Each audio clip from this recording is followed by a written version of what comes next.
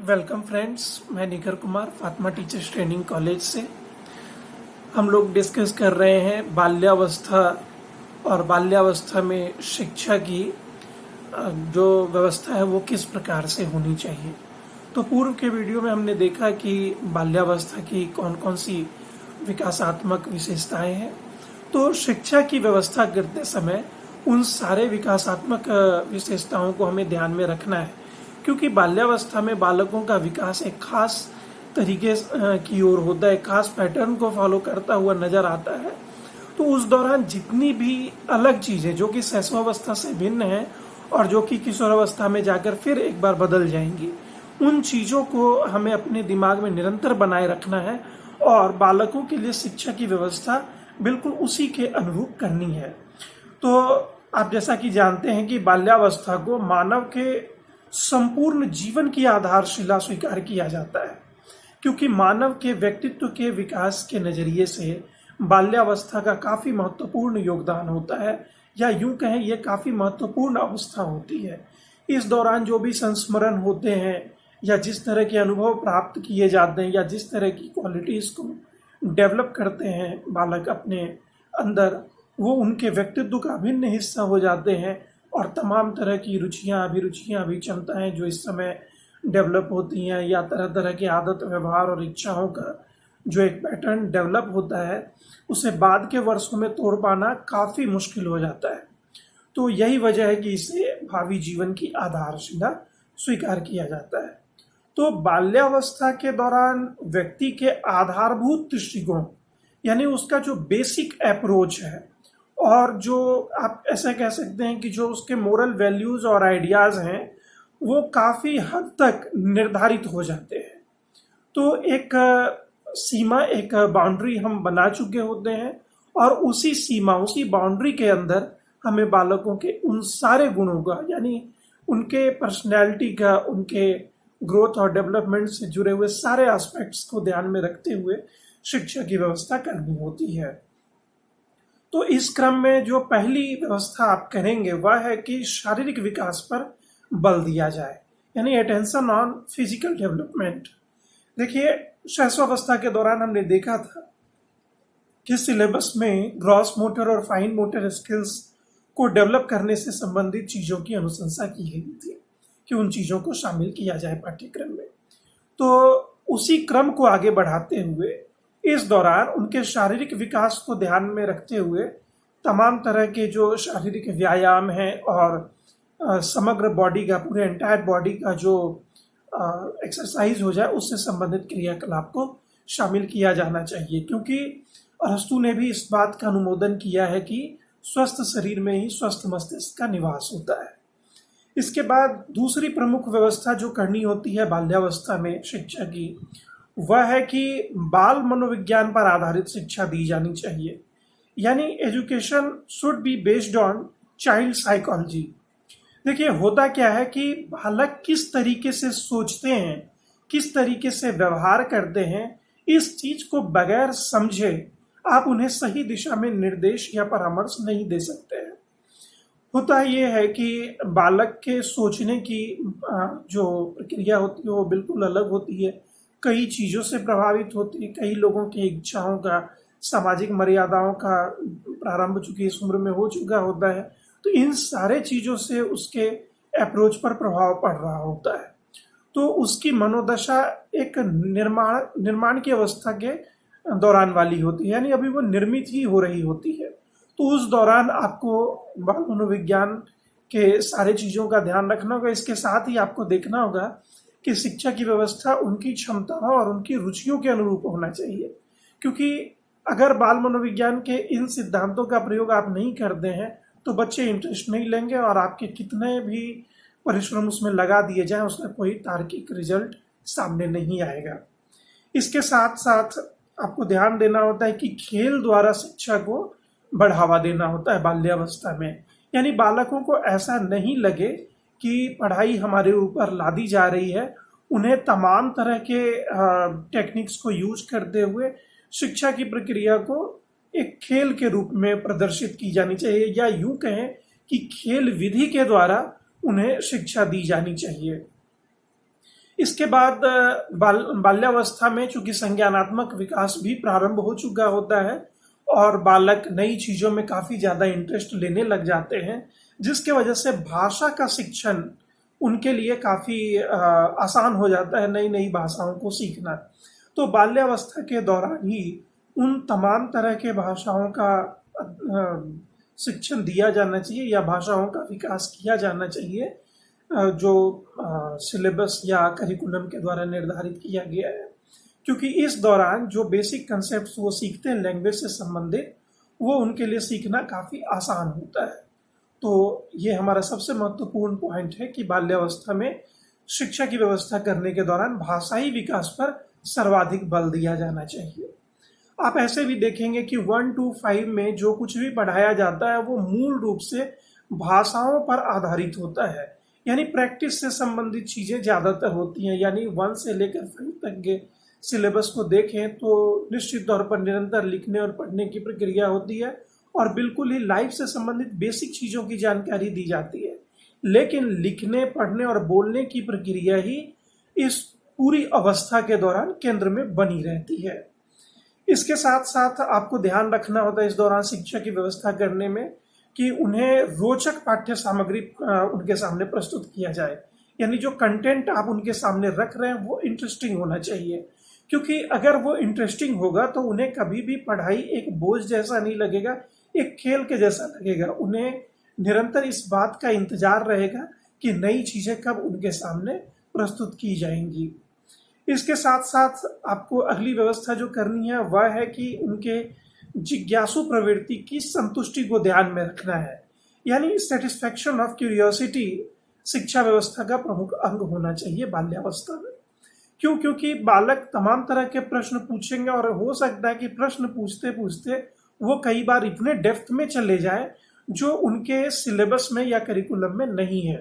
तो उस दौरान आपको उन्हें यह कहकर संतुष्ट करना है कि इससे संबंधित और चीजों की जानकारी अगली कक्षाओं में या उच्च कक्षाओं में दी जाएंगी। उन्हें डांटना नहीं है, उन्हें पनिशमेंट नहीं करना है और उन्हें जबरदस्ती चुप नहीं कराना है, बल्कि उनके क्यूरियोसिटी को एक लेवल तक ले जा करके वेटिंग मोड में डाल देना है, ताकि जब नेक्स्ट क्लास में वो पहुंचे तो वो फिर वहां से स्टार्ट करें उन चीजों को, क्योंकि उन्हें उस बात की प्रतीक्षा पूरे वर्ष भर रही है कि अगले क्लास में इससे संबंधित और चीजों की जानकारी दी जाएगी। यदि आपको लगता है कि बालक सक्षम है तो आप उसे तमाम प्रोजेक्ट के माध्यम से या होम असाइनमेंट के माध्यम से उनकी क्यूरियोसिटी को फुलफिल करने का या और जगाने का प्रयास आप कर सकते हैं।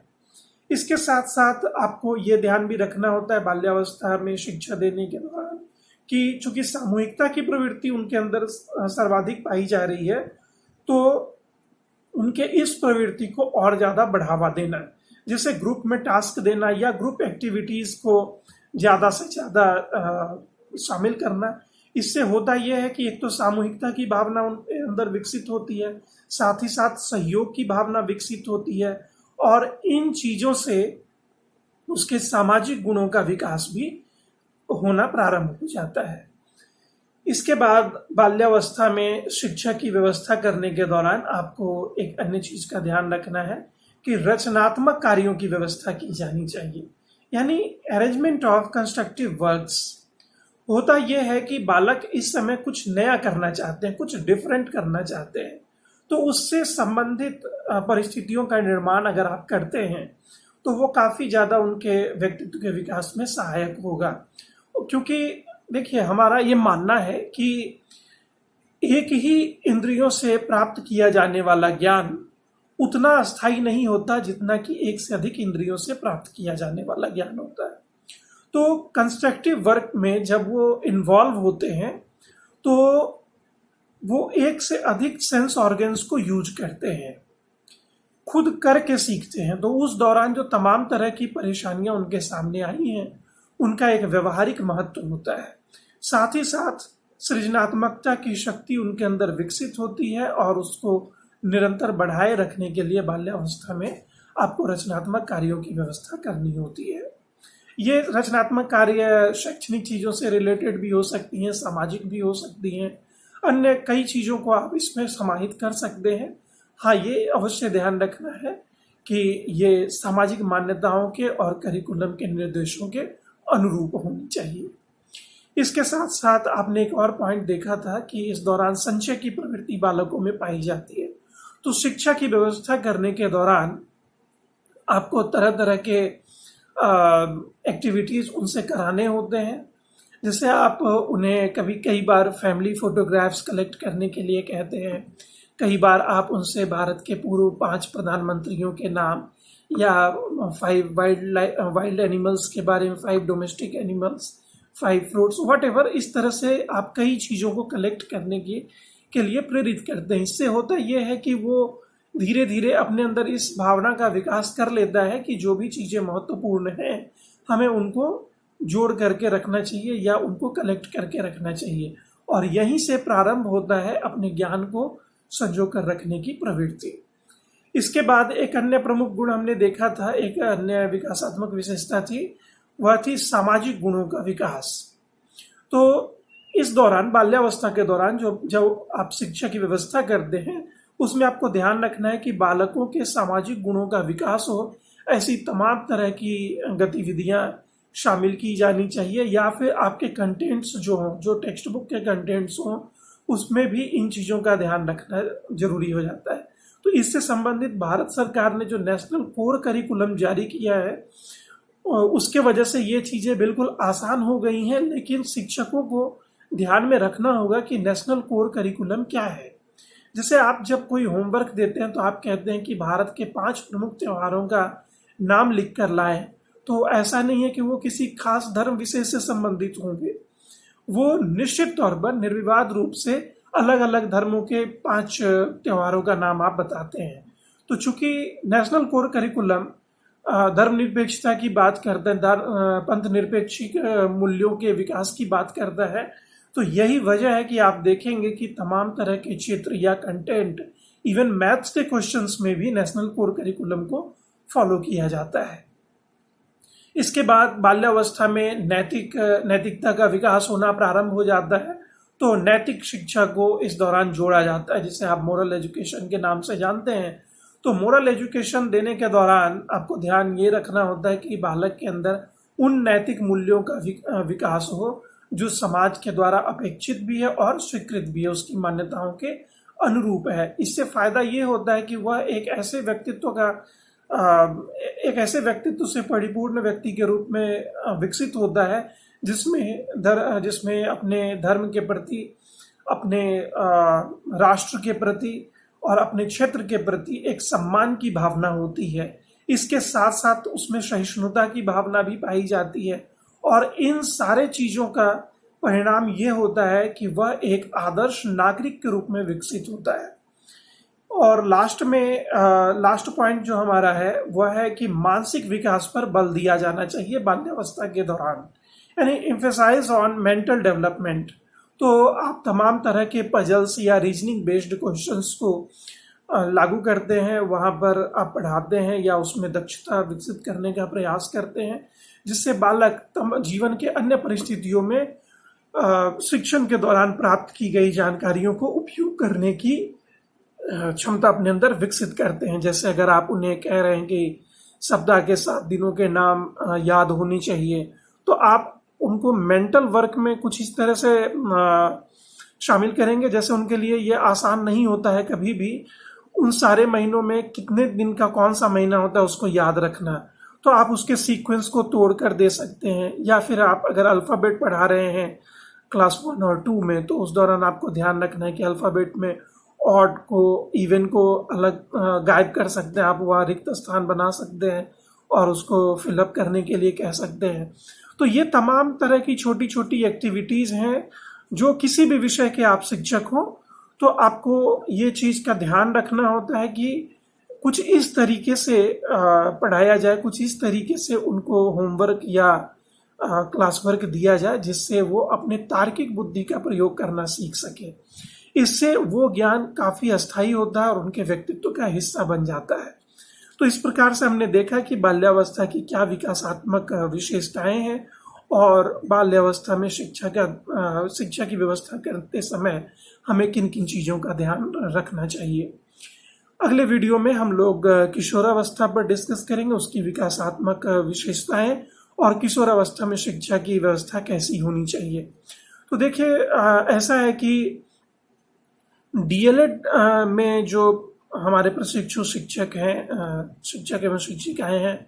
उनके लिए सर्वाधिक महत्वपूर्ण विषय बाल्यावस्था ही है, क्योंकि आप जिस क्लास के स्टूडेंट्स को पढ़ाने जाएंगे या जिस अवस्था के स्टूडेंट्स को पढ़ाने जाएंगे वो बाल्यावस्था के स्टूडेंट्स होंगे। तो आपको बाल्यावस्था के इन सारे चीज़ों पर पूरी तरह से पकड़ होनी चाहिए। शैशवावस्था की चीज़ें आपको कंपेयर करने में सहायता पहुंचाएंगी, तो मेरा निवेदन है कि आप शैशवावस्था को निश्चित तौर पर अच्छे से देखें। इसके बाद जो किशोरावस्था बताया जाएगा उसको भी काफ़ी अच्छे से आपको समझना है, लेकिन बाल्यावस्था के एक एक पॉइंट को एज ए टीचर आपको अपने व्यवहार में उतार लेना है। इससे संबंधित जब लॉकडाउन की समाप्ति होगी तो कुछ एक्टिविटीज हमने सोचा है जो कॉलेज में आपके द्वारा कराया जाएगा। तब तक तो आपको प्रतीक्षा करनी है। इस दौरान बाल्यावस्था के सारे पॉइंट्स को काफ़ी डिटेल में आप समझने का प्रयास करें। इंटरनेट पर बहुत सी सामग्रियां, आप उनका सहारा भी ले सकते हैं और इस प्रश्न को कंप्लीट करने का प्रयास भी आप करेंगे। और जहां पर भी परेशानी हो तो कॉलेज के व्हाट्सएप ग्रुप में आप हमारे साथ डिस्कस कर सकते हैं। आप में से बहुत सारे स्टूडेंट्स मैं देख रहा था कि इस चैनल से अभी तक नहीं जुड़ पाए हैं, तो उनसे मेरा निवेदन है कि आप इस चैनल को सब्सक्राइब करें और आप अपने कमेंट्स के द्वारा जरूर सूचित करें कि जो सामग्री आपको दी जा रही है वह आप समझ रहे हैं या नहीं समझ रहे, ताकि कुछ गुणात्मक परिवर्तन हम अपने अंदर ला सकें। ठीक है, मिलते हैं हम लोग अपने अगले वीडियो के साथ जो कि किशोरावस्था से संबंधित होगा। धन्यवाद।